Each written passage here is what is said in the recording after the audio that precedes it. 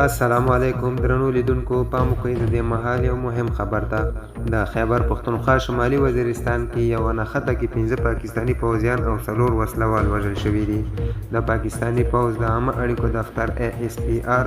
یو اعلامیه کې ویلي دا سخته نښته تر هغې وروسته وشوه چې د دوی پوځیانو د استخباراتي معلوماتو له مخې د شمالي وزیرستان بویا سیمه کې عملیات وکړل د اعلامیه کې راغلي چې دوی په وژل شویو پوځیانو کې د عبدالولي وزیر په نوم یو جګړن دی چې د واڼه اصلي اوسیدونکی دی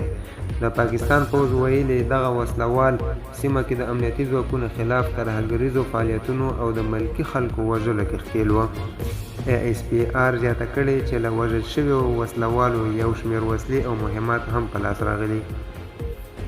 په ورته وخت کې پاکستاني رسنۍ د دغه هیواد د پوځ د یوې بلې اعلامیې له مخې وایي چې امنیتي ځواکونو د شمالي وزیرستان میرالي کې هم استخباراتي اطلاعاتو له مخې ورته عملیات کړي چې د تفیل په نوم یو وسلوال قمندان پکې وژل شوی دی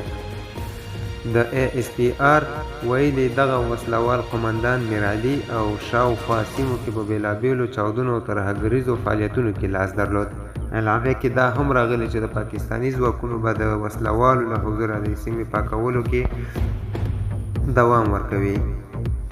د پاکستاني طالبانو تحریک TTP